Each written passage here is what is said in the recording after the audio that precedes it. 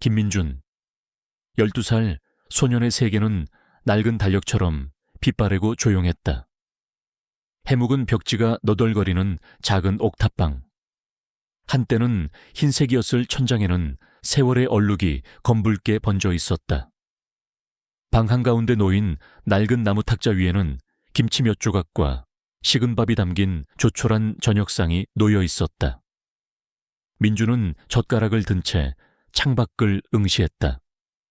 창문 밖으로는 서울의 화려한 도심이 불빛을 반짝이며 펼쳐져 있었다.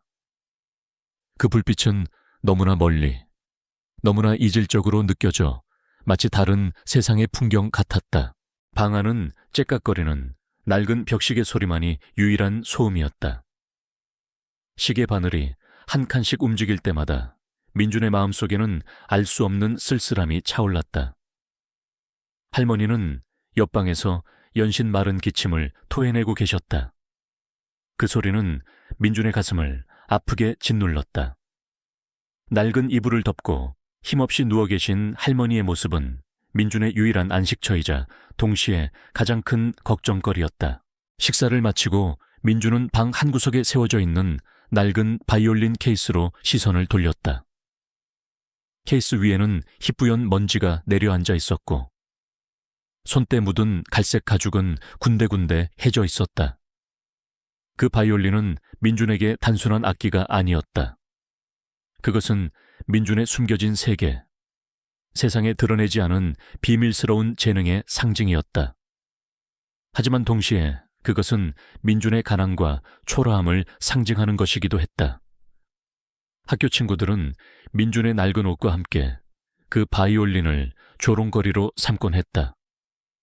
야, 김민준, 내 바이올린은 걸레로 만든 거냐? 소리는 제대로 나냐? 아이들의 잔인한 웃음소리가 귓가에 맴돌았다. 민준은 그들의 비웃음 속에서 자신의 재능을 깊숙이 감추는 법을 배웠다. 민준은 조심스럽게 바이올린 케이스를 열었다. 먼지를 조심스럽게 닦아내자. 낡았지만 여전히 고운 빛깔을 띠는 바이올린이 드러났다. 민준은 활을 들어 현에 살짝 대보았다. 현을 스치는 부드러운 마찰음이 작은 방 안에 울려 퍼졌다. 소년의 손가락은 저절로 현을 짚었고 알 수 없는 멜로디가 흘러나왔다. 그것은 슬프고도 아름다운, 마치 오랫동안 억눌렸던 감정들이 폭발하는 듯한 선율이었다. 바이올린은 민준의 유일한 친구이자 유일한 위로였다. 매일 학교가 끝나면 민준은 곧장 집으로 향했다. 친구들과 어울려 뛰어놀거나 학원에 가는 일은 민준에게 먼 이야기였다. 할머니를 돌보고 낡은 교과서로 혼자 공부하는 것이 민준의 일상이었다. 어느 날 오후, 비가 추적추적 내리는 길을 걷던 민준은 골목길 모퉁이에서 몸을 웅크리고 있는 작은 강아지를 발견했다. 강아지는 털이 물에 젖어 축 늘어져 있었고 추위에 온몸을 떨고 있었다. 민준은 한참을 망설였다. 자신도 오늘 점심을 굶었기에 가방 속의 빵 한 조각은 민준에게 무엇보다 소중한 것이었다. 하지만 강아지의 떨리는 눈빛을 마주한 순간 민준은 더 이상 망설일 수 없었다. 민준은 가방에서 마지막 남은 빵 한 조각을 꺼내 반으로 조심스럽게 갈랐다. 그리고 반쪽을 강아지에게 내밀었다. 강아지는 처음에는 경계심 가득한 눈으로 민준을 바라보았지만 이내 조심스럽게 다가와 빵을 받아먹기 시작했다. 민준은 남은 반쪽 빵을 주머니에 넣으며 생각했다. 이건 할머니 드려야지. 비록 자신은 배고프지만 생명의 온기마저 없는 차가운 거리에서 떨고 있는 작은 생명에게 기꺼이 자신의 소중한 것을 나누어주는 민준의 행동은 그 안에 숨겨진 순수하고 따뜻한 마음을 보여주는 순간이었다. 이 작은 행동은 민준의 내면에 있는 강인한 품성을 드러냈다. 집에 돌아온 민준은 축축한 옷을 갈아입고 할머니의 약을 챙겼다. 약을 드시던 할머니는 민준의 팔뚝에 난 작은 흉터를 우연히 보게 되었다. 손목 안쪽에 새겨진 마치 음표 모양을 닮은 듯한 작은 흉터였다. 아이고, 민준아, 이건 아직도 있었구나. 할머니의 목소리에는 슬픔과 알 수 없는 체념이 섞여 있었다. 민준은 자신의 팔뚝에 난 흉터를 내려다보았다. 어릴 때부터 있었던 흉터였다. 할머니에게 그 흉터의 의미를 물어본 적도 있었지만 할머니는 늘 대답을 회피하거나 슬픈 눈으로 민준을 바라볼 뿐이었다. 괜찮아요, 할머니. 아프지도 않아요. 민준은 대수롭지 않게 말했지만 할머니의 표정은 어딘가 심상치 않았다. 할머니의 눈빛 속에는 오래전부터 민준과 얽혀있는 아직 밝혀지지 않은 비밀의 그림자가 드리워져 있었다. 그 흉터는 단순한 상처가 아니었다. 그것은 민준의 잠재된 재능, 그리고 그의 과거와 얽힌 어떤 운명적인 연결고리를 암시하는 듯 했다. 하지만 민준은 아직 그 의미를 알지 못했다. 그저 오래된 작은 표식일 뿐이라고 생각할 뿐이었다. 밤이 깊어지고 민준은 낡은 바이올린을 품에 안고 잠이 들었다. 꿈속에서 바이올린은 아름다운 소리를 내며 민준을 알 수 없는 세계로 이끌고 있었다. 폭풍 전의 고요함처럼. 민준의 삶은 겉으로는 평화로워 보였지만 내면에서는 거대한 변화의 씨앗이 조용히 싹트고 있었다. 민준의 삶을 뒤흔든 파도는 어느 날 갑자기 찾아왔다. 낡은 옥탑방에 스며드는 차가운 새벽 공기처럼 할머니의 기침 소리는 점차 깊어지고 고통스러워졌다. 평소에도 마른 기침을 자주 하셨지만 이번에는 달랐다. 숨을 헐떡이 쉬는 소리가 점차 커졌고 얼굴은 창백하게 질려 있었다. 민준은 잠결에도 할머니의 고통을 감지하고 벌떡 일어났다. 할머니, 괜찮으세요? 민준은 할머니의 임에 손을 얹었다. 열이 펄펄 끓고 있었다. 할머니는 힘겹게 손을 들어 민준의 뺨을 어루만지셨다. 그 손은 얼음장처럼 차가웠다. 민준의 가슴이 철렁 내려앉았다. 낡은 휴대전화를 들고 벨칫구에 전화를 거는 손이 덜덜 떨렸다. 구급차가 도착했을 때 할머니는 거의 의식을 잃은 상태였다.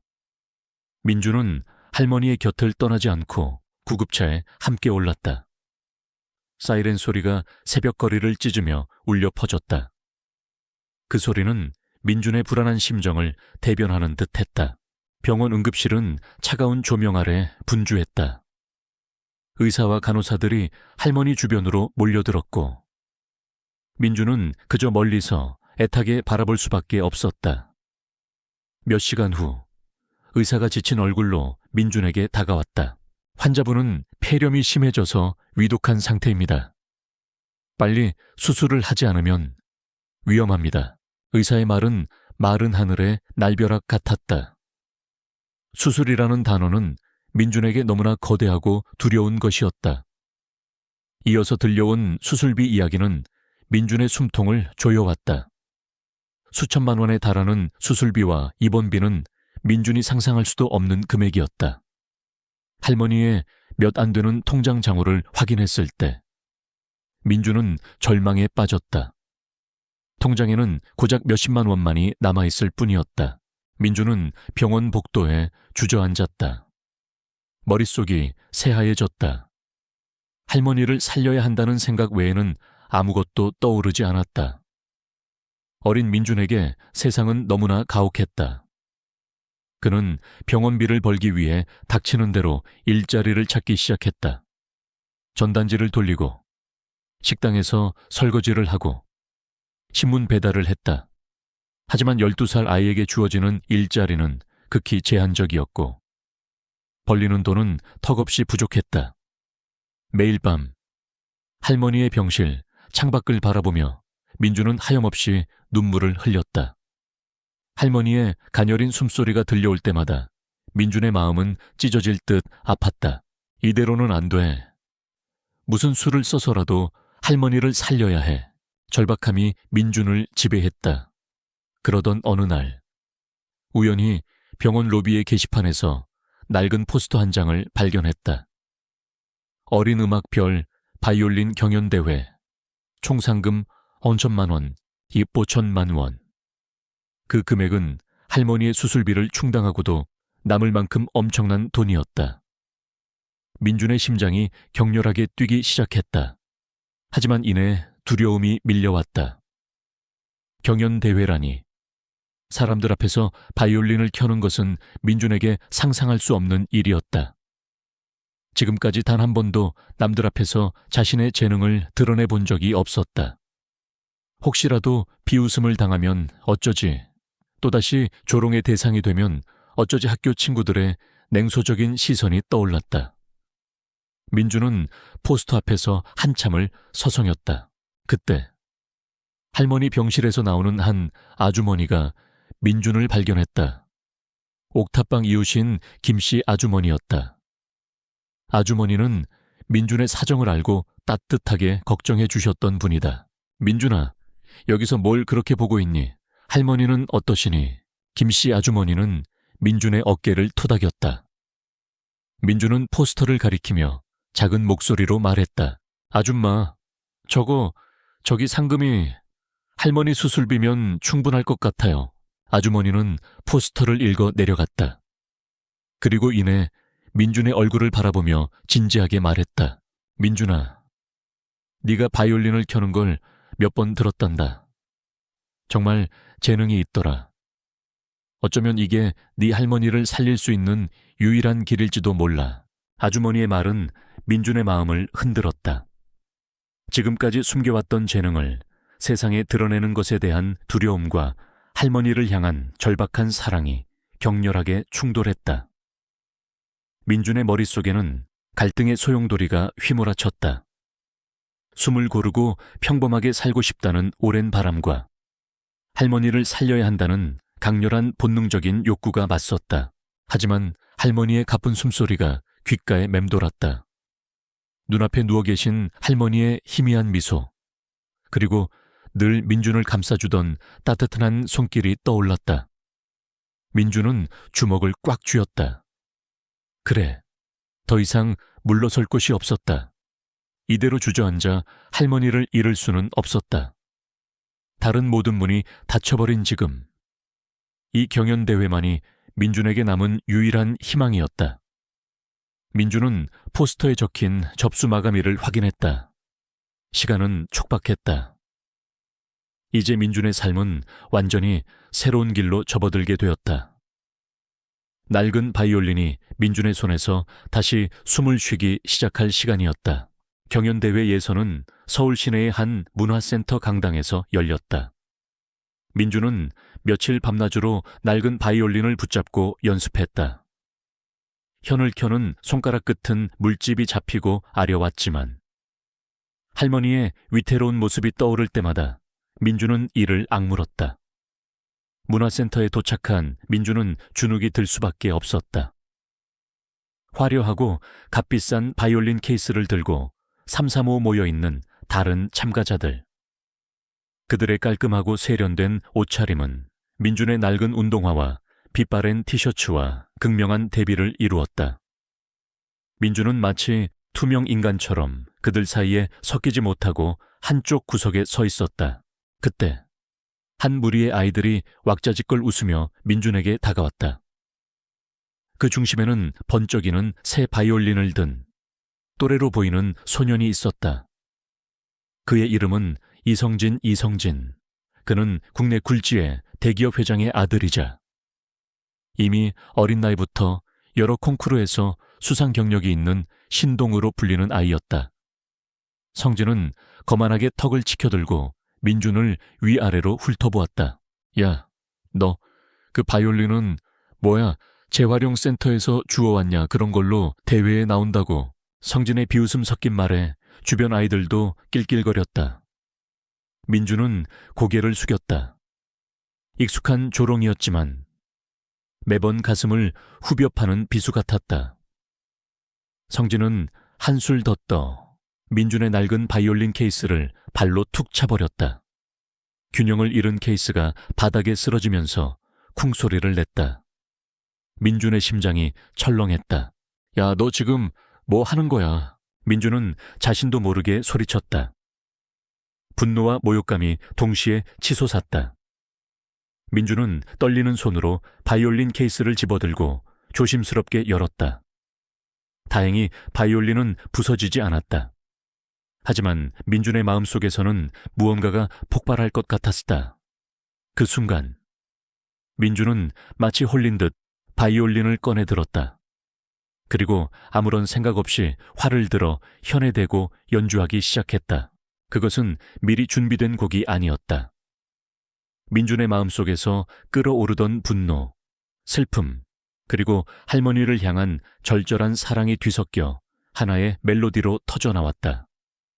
처음에는 거칠고 불안정한 소리였지만 인해 절규하듯 처절하고도 아름다운 선율이 강당을 가득 채웠다. 바이올린은 민준의 영혼을 대변하는 듯 했다. 한 한 음에 민준의 고통과 희망이 담겨 있었다. 아이들은 왁자지껄하던 소리를 멈추고 민준을 응시했다. 성진의 얼굴에서는 조롱의 빛이 사라지고 놀라움이 번져갔다. 그때 한 노인이 강당 뒤편에서 걸어나와 민준의 연주를 묵묵히 지켜보고 있었다. 그는 막노인 박노인이었다. 백발의 그는 한때 바이올린의 마법사로 불리며 세계를 호령했던 전설적인 음악가였지만 은퇴 후 대중 앞의 모습을 드러내지 않고 은둔 생활을 해왔다.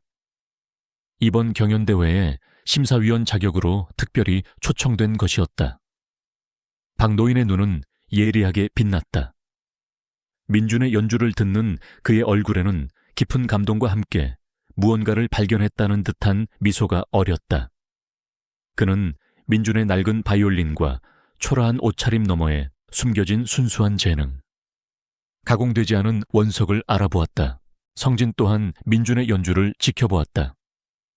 처음에는 단순한 우발적인 행동이라고 생각했지만 민준의 바이올린에서 뿜어져 나오는 비범한 음색에 점차 불안감을 느꼈다. 자신은 오랜 시간 비싼 레슨을 받으며 악보에 충실하게 연주하는 법을 배웠다. 하지만 민준의 연주는 그 어떤 기술적인 완벽함보다도 강렬한 감정을 불러일으켰다. 성진의 마음속에 질투심이 스멀스멀 피어올랐다. 예선 발표 시간. 민준의 이름이 호명되자 성진은 더욱 분개했다. 자신과 비슷한, 아니 어쩌면 자신보다 더 주목받을지도 모를 재능의 등장은 성진의 자존심을 심하게 건드렸다. 성진은 예선이 끝난 후 아버지에게 전화를 걸었다. 아버지, 이번 대회에 이상한 애가 하나 있어요. 낡은 바이올린으로 어설프게 연주하는데 왠지 좀 걸려요. 성진의 아버지는 대한민국 음악계의 거물이자 이번 대회의 최대 후원사 대표였다. 그는 아들의 말을 대수롭지 않게 들었지만 곧이어 비서에게 민준에 대해 알아보라고 지시했다. 그의 권력은 대회의 모든 것에 영향을 미칠 수 있었다.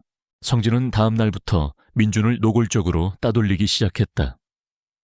다른 참가자들에게 민준의 초라한 배경과 낡은 악기를 들먹이며 저런 애랑 어울리면 너희 수준까지 떨어진다고 속삭였다. 민준은 순식간에 외톨이가 되었다. 연습실 배정에서도 불이익을 당하고 필요한 정보를 제때 얻지 못하는 등 알게 모르게 방해를 받았다. 하지만 민준은 흔들리지 않았다. 오히려 이런 방해들이 민준의 투지를 더욱 불태웠다. 할머니를 위해, 그리고 자신의 음악을 위해. 민준은 이 모든 역경을 이겨내야만 했다. 민준은 외로이 낡은 연습실 구석에서 바이올린을 켜고 또 켰다. 그 소리는 점차 강해지고 깊어지고 있었다. 경연대회는 중반을 넘어서며 열기를 더해갔다. 민준은 예선과 본선을 거치면서도 여전히 눈에 띄지 않는 존재였다. 성진과 그의 무리들은 민준을 향한 견제를 늦추지 않았고 민준은 묵묵히 연습에 매진했다. 그에게는 할머니의 수술비, 그리고 음악에 대한 순수한 열정만이 전부였다. 주변의 시선이나 방해는 더 이상 민준의 마음을 흔들지 못했다. 중열승전이 열리는 날, 민준은 압도적인 분위기에 다시 한번 주눅이 들었다. 중열승전은 왕립음악원, 대강당에서 진행되었다. 이곳은 민준이 평생 꿈꿔왔지만 감히 발을 들일 엄두조차 내지 못했던 음악의 전당과도 같은 곳이었다. 화려한 샹들리에와 웅장한 무대, 그리고 객석을 가득 메운 관객들은 민준에게 거대한 압박감으로 다가왔다. 이 상징적인 장소는 민준이 한때 무시당하고 경멸당했던 모든 것을 대표하는 곳이었다. 이곳에서 그는 자신의 가치를 증명해야만 했다. 민준은 대기실 한 구석에 조용히 앉아 있었다. 다른 참가자들은 저마다 자신의 스승, 가족, 매니저와 함께 있었다. 그들은 긴장 속에서도 서로에게 격려를 건네거나 마지막까지 악보를 확인하며 준비에 여념이 없었다. 하지만 민준의 곁에는 아무도 없었다. 그는 할머니의 병실을 떠나 이곳에 홀로 와 있었다. 유일하게 민준의 편이었던 박노인 심사위원은 멀리서 민준을 지켜볼 뿐이었다. 그의 눈에는 민준을 향한 깊은 연민과 함께 알 수 없는 기대감이 서려 있었다. 민준은 창밖으로 보이는 도시의 불빛들을 바라보았다. 그 불빛들 속에 할머니가 계신 병원이 있을 터였다. 할머니의 희미한 미소가 떠오르자 민준의 마음속 두려움은 조금씩 사라지고 강한 의지가 자라났다. 그때 갑자기 스피커에서 사회자의 목소리가 울려 퍼졌다. 잠시 안내 말씀드립니다. 긴급한 상황으로 인해 중열승전의 연주곡이 변경되었습니다. 참가자 여러분께서는 지금부터 30분 이내에 제시되는 즉흥곡을 준비하여 연주해 주시기 바랍니다. 웅성거림이 터져 나왔다. 준비된 곡이 아닌 즉흥곡이라니 참가자들은 혼란에 빠졌다. 웅성거림 속에서 성진의 목소리가 들려왔다. 말도 안 돼. 이건 김민준한테 불리한 규칙이야. 성진은 자신의 아버지가 이 사회에 영향력을 행사하여 민준에게 불리하도록 규칙을 바꾼 것을 알고 있었다. 민준은 악보를 받아들었다. 복잡하고 난해한 악보였다. 짧은 시간 안에 소화하기에는 너무나 어려운 곡이었다. 이것은 민준처럼 전문적인 교육을 제대로 받지 못한 아이에게는 치명적인 약점이었다. 제한 시간 30분. 무대 뒤편에 대형 시계가 잔인하게 카운트다운을 시작했다. 째깍, 째깍. 시계 소리는 민준의 심장 박동 소리처럼 크게 들렸다. 민준은 손에 땀을 쥐며 악보를 읽어 내려갔다. 머릿속이 새하얘지는 듯 했다. 익숙하지 않은 박자와 난해한 기교들이 가득했다. 어떡하지? 할머니, 할머니. 불안감이 민준을 덮쳤다. 하지만 곧 민준은 깊은 심호흡을 했다. 눈을 감고 할머니의 얼굴을 떠올렸다. 할머니의 웃는 얼굴, 그리고 자신을 믿어주는 따뜻한 눈빛이 민준의 마음을 다시금 붙잡았다. 민준은 자신에게 주어진 낡은 바이올린을 조심스럽게 꺼냈다. 그리고 다른 참가자들이 삼삼오오 모여 악보를 분석하고 기술적인 부분을 연습하는 동안 민준은 조용히 자신의 바이올린을 켰다. 악보에 얽매이기보다는 악보 속에 담긴 감정을 느끼려 노력했다. 눈을 감고 곡의 선율이 자신의 영혼에 스며들도록 내버려 두었다. 그의 손은 악보가 아닌 그가 느끼는 감정대로 움직이기 시작했다. 그것은 훈련된 기술이 아니라 순수한 영감과 타고난 재능에서 우러나오는 것이었다. 30분이라는 시간은 눈 깜짝할 사이에 지나갔다. 드디어 민준의 차례가 되었다. 민준은 깊은 숨을 내쉬며 무대 중앙으로 걸어 나갔다. 웅성거리던 관객들의 시선이 일제히 민준에게로 향했다. 초라한 옷차림의 작은 소년이 낡은 바이올린을 든 채 무대에 서 있는 모습은 모두에게 생경한 풍경이었다. 몇몇은 수군거리기 시작했다. 저런 애가 여기까지 왔다고. 대체 무슨 실력이길래. 아마 재수없게 운이 좋았겠지.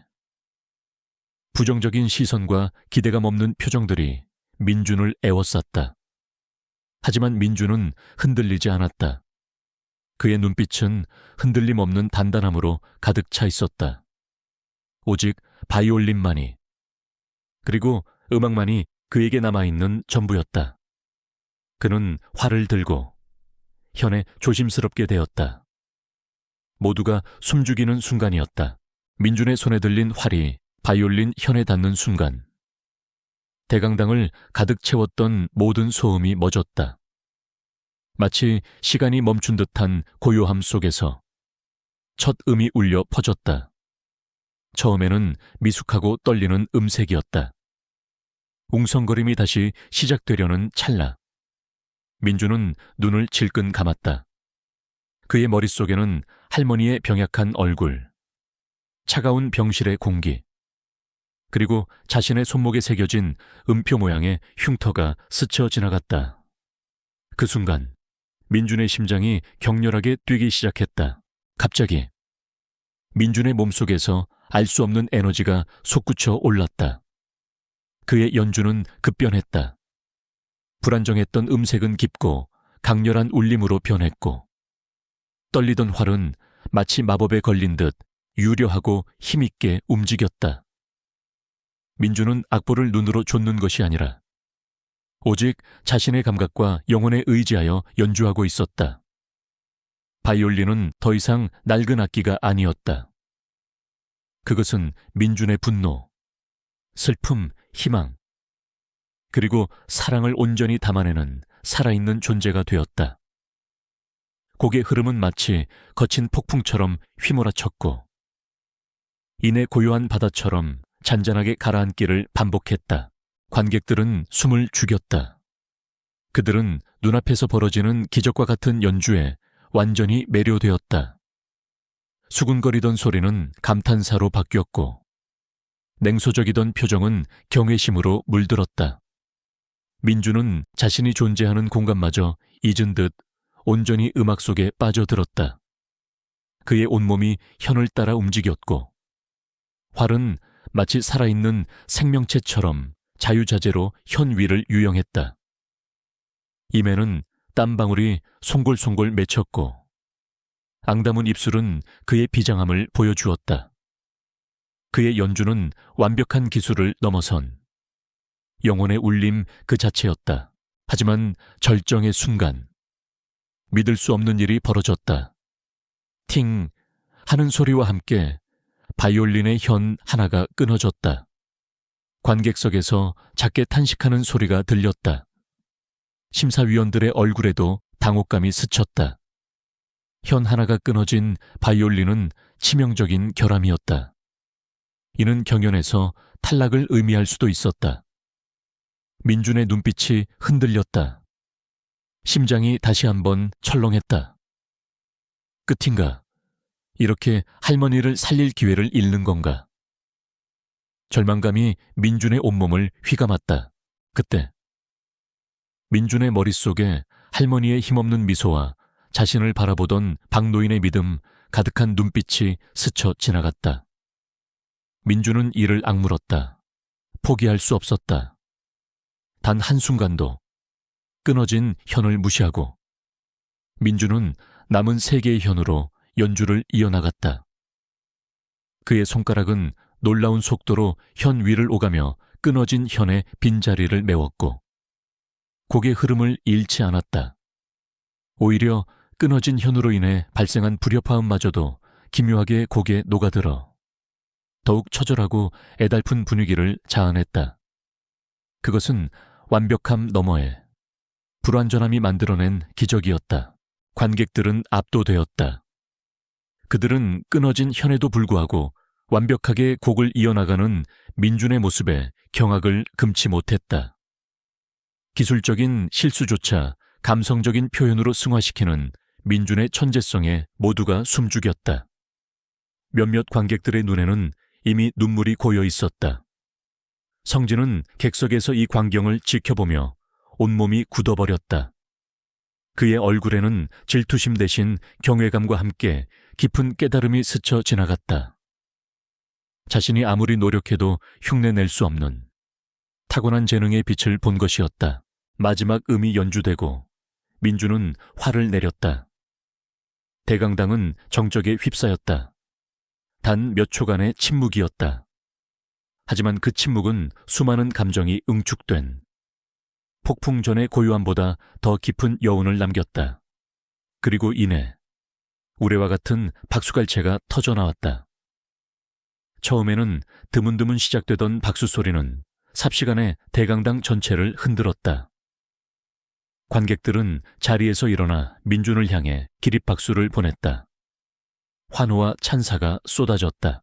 심사위원들의 얼굴에는 감탄과 존경의 빛이 역력했다. 특히 박노인은 자리에서 일어나 민준을 향해 따뜻한 미소를 지었다. 그의 눈빛은 네가 해냈구나 라고 말하는 듯 했다. 민준은 벅차오르는 감정을 주체하지 못하고 눈물을 터뜨렸다. 그것은 고통과 서름, 그리고 마침내 인정받았다는 기쁨의 눈물이었다. 그는 개인적인 승리뿐만 아니라 모든 편견과 어려움을 이겨내고 사회적으로도 인정받는 순간을 맞이한 것이다. 스포트라이트가 민준을 비췄고 그는 그제야 자신이 홀로 빛나고 있음을 깨달았다. 중열승전의 결과는 민준의 압도적인 승리였다. 심사위원들은 만장일치로 민준에게 최고점을 주었고 특히 박노인은 민준의 연주를 음악의 순수한 영혼이라 극찬했다. 민준의 이름은 순식간에 언론과 대중의 입에 오르내리기 시작했다. 공연장에서 망신당할 뻔했던 천재 소년, 모두를 놀라게 하다라는 헤드라인이 모든 신문과 방송을 장식했다. 이 소식은 이성진의 아버지, 즉 대한민국의 거물급 기업가 이 회장에게도 충격으로 다가왔다. 그는 자신의 아들이 최고가 되기 위해 온갖 지원을 아끼지 않았지만 타고난 재능 앞에선 어쩔 수 없다는 사실을 깨달았다. 더구나 민준의 과거와 그의 바이올린에 얽힌 소문들이 퍼지면서 이 회장의 위선적인 행위, 즉 대회 규칙 변경을 통한 민준 견제가 수면 위로 떠오르기 시작했다. 언론은 이 회장의 불공정한 압력을 비판했고 그의 기업 이미지는 순식간에 추락했다. 사회 전반에서 불매운동 조짐까지 보이자 이 회장은 결국 모든 직책에서 물러나고 법적 책임을 져야 하는 상황에 처했다. 그가 쌓아 올린 권력과 명예는 한순간에 무너져 내렸다. 성진 역시 민준의 연주를 통해 자신의 오만함과 부족함을 뼈저리게 느꼈다.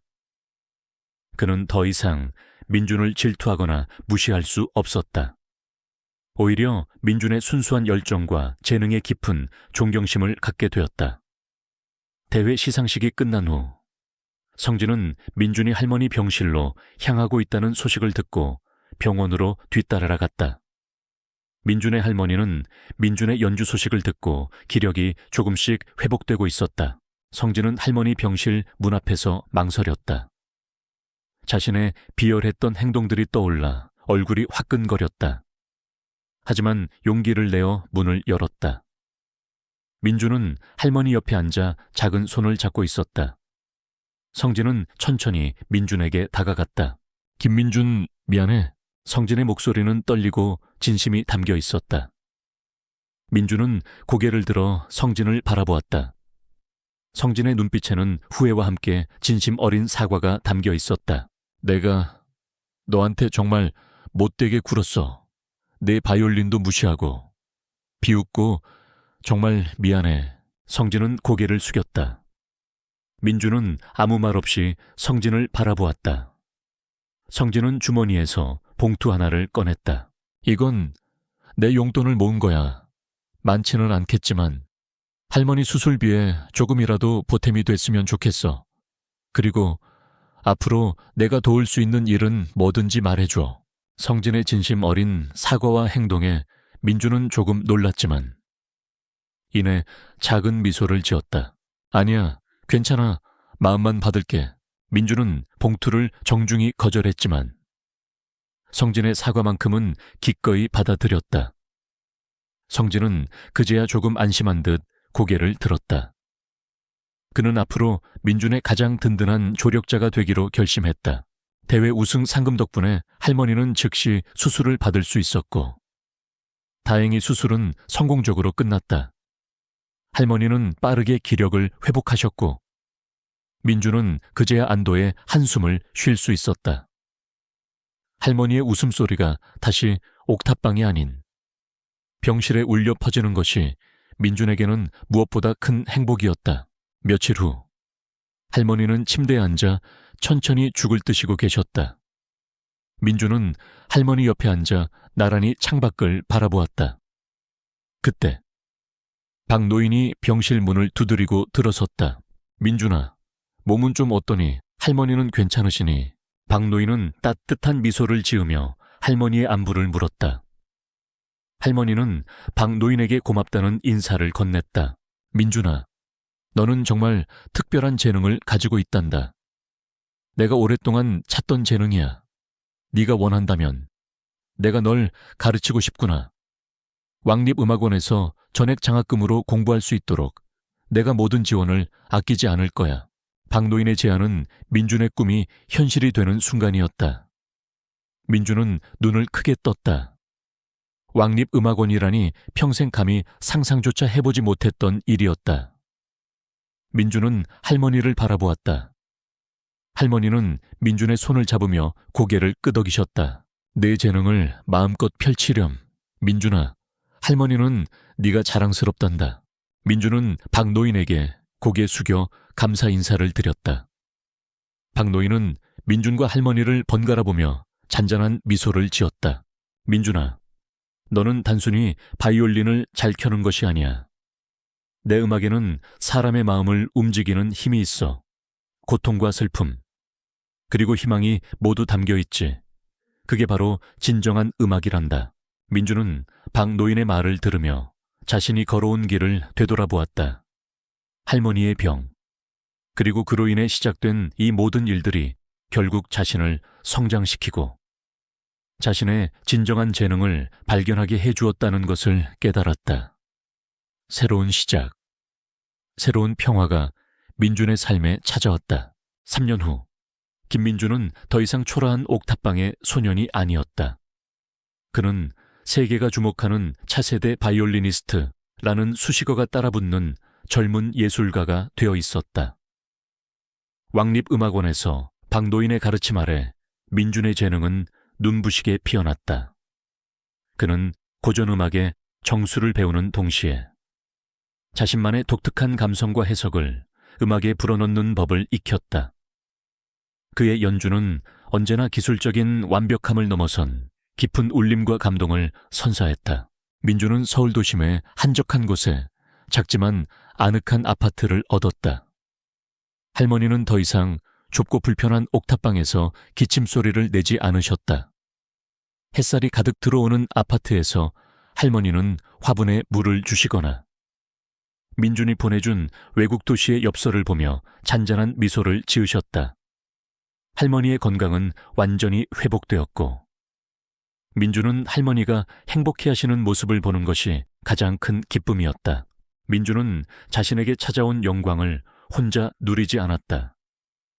그는 자신의 과거를 잊지 않았다. 어린 시절의 궁핍함과 서러움을 기억했기에 민준은 음악을 통해 어려운 환경에 처한 아이들에게 희망을 주고 싶었다. 그는 희망의 바이올린 소리라는 자선단체를 설립했다. 이 단체는 경제적인 어려움 때문에 음악 교육의 기회를 갖지 못하는 아이들에게 바이올린을 비롯한 악기를 기부하고 유명 음악가들의 무료 레슨을 연결해주는 역할을 했다. 어느덧 희망의 바이올린 소리, 재단은 많은 사람들의 지지와 후원 속에 크게 성장했다. 민준은 바쁜 공연 일정 중에도 시간을 쪼개 재단에 참여하여 아이들을 직접 가르치고 격려했다. 성진은 민준의 가장 든든한 조력자가 되어 있었다. 그는 아버지의 몰락 이후 많은 것을 잃었지만 민준과의 관계를 통해 진정한 가치를 깨달았다. 성진은 재단의 운영을 돕고 자신의 인맥을 활용해 후원자들을 모으는 데 큰 역할을 했다. 그들은 이제 단순한 경쟁자가 아닌 서로를 보완하고 함께 성장하는 진정한 친구이자 동반자가 되었다. 어느 가을날 저녁, 민주는 자신의 이름을 건 첫 번째 자선음악회를 개최했다. 수익금 전액은 희망의 바이올린 소리 재단에 기부될 예정이었다. 공연장 객석은 발 디딜 틈 없이 가득 찼고 수많은 언론과 유명 인사들이 참석했다. 무대 위에는 민준이 직접 가르친 재단의 아이들이 작은 오케스트라를 이루어 앉아 있었다. 그들의 눈빛은 희망으로 반짝였다. 민준은 지휘봉을 들고 아이들의 오케스트라를 이끌었다. 첫 곡은 민준이 어린 시절 할머니를 위해 작곡했던 멜로디를 발전시킨 곡이었다.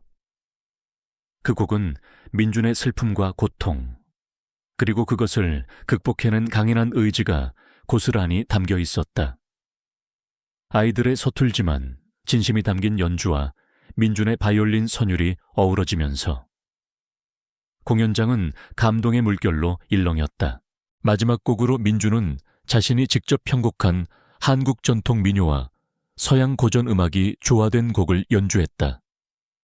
바이올린 활이 현을 타고 흐르자 익숙하면서도 새로운 음색이 공연장을 가득 채웠다. 그것은 민준의 뿌리, 즉 한국적인 감성과 그가 배우고 성장한 서양 음악의 조화였다. 하나하나에 민준의 삶이 녹아 있었다. 가난했던 시절의 아픔, 할머니를 향한 사랑, 그리고 음악을 통해 얻은 깨달음과 희망이 모두 담겨 있었다. 민준은 눈을 감고 연주했다. 과거의 모든 순간들이 주마등처럼 스쳐 지나갔다.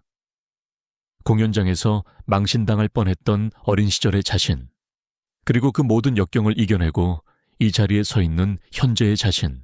연주가 끝나자 공연장은 또다시 뜨거운 박수갈채와 환호성으로 가득 찼다. 민준은 숨을 고르며 눈을 떴다. 객석 맨 앞줄에는 할머니와 박노인, 그리고 성진이 환한 미소를 지으며 앉아 있었다. 할머니의 눈에는 자랑스러움이 가득했고 박노인은 고개를 끄덕이며 만족스러운 표정을 지었다. 성진은 진심으로 민준의 성공을 축하해주고 있었다. 민준은 그들에게 미소로 화답했다. 그는 자신의 삶이 완벽하게 괜찮아진 것을 넘어 훨씬 더 풍요롭고 의미 있는 번성의 단계에 이르렀음을 느꼈다. 그의 음악은 이제 자신만을 위한 것이 아니었다. 그것은 수많은 아이들에게 꿈을 주고 좌절했던 이들에게 희망을 선사하는 도구가 되었다. 민준은 활을 다시 들고 객석을 바라보았다. 그의 시선은 멀리, 더 넓은 세상을 향해 있었다. 그의 음악은 앞으로도 계속될 것이고 그 음악을 통해 더 많은 이들이 희망을 찾을 것이라는 확신에 찬 눈빛이었다. 시청자 여러분, 오늘 이야기가 마음에 드셨다면 좋아요를 눌러주시고 구독과 알림 설정으로 다음 이야기를 놓치지 마세요. 여러분의 댓글은 저에게 큰 힘이 됩니다. 다음 이야기는 더욱 흥미진진한 내용으로 찾아뵙겠습니다. 감사합니다.